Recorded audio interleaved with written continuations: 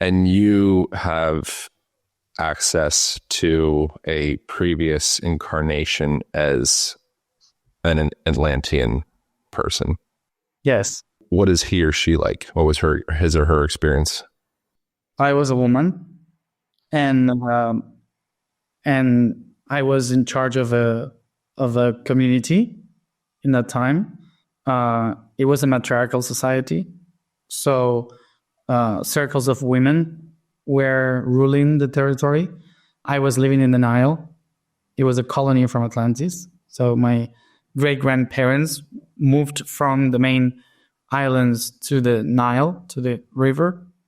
And my whole task there was to take care that the communication between the Sut, which was, we call the Sut, the different villages that are like one, like let's call nation. For us, we say nation. For the Atlantean language is Sut, and the Sut is so to have to bring clarity to the communications between all of them. So that was one of my main goals there. Are you able to access a variety of past incarnations of self? And what is the self? I have many memories from different lives, but of course it's not Matías. It's not my soul. It's just in the same way as I describe the planets, for example, Earth, let's say, and another planet in another system, maybe in Sirius, when they find the right tune, they can hear each other or sense each other. So the same way you can access to someone that is in the past or the future. So you can tune in different timelines through your higher self, which is the self that you share with many. It's like if you connect with the stars, or let's say, to make it more simple, it's like if I want to speak as Earth, I want to speak with Jupiter, it's easier to use the sun as a pulse for me to communicate to Jupiter than actually taking a spaceship to go to Jupiter. It's like a more crude technology in a way, the latter. Yeah. So you go from Earth, you connect with the light of the sun, you become light, and light will arrive to the Earth in 8 minutes, and it will arrive to Jupiter in, I don't know, an hour or so. I don't know how long it is. But if you have to take a ship, it will take like a whole year to get there, when through light is just 1 hour.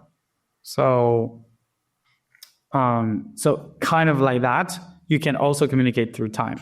When you become light, the self is not anymore Earth or Matías, is that light that is connected to many beings, many selves in other realities.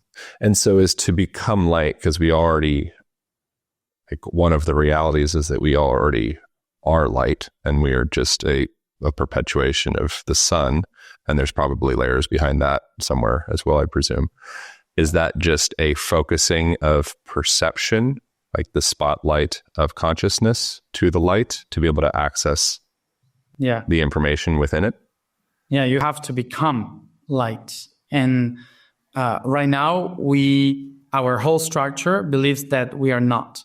Our whole structure believes we are matter. But matter is basically energy. So energy is light.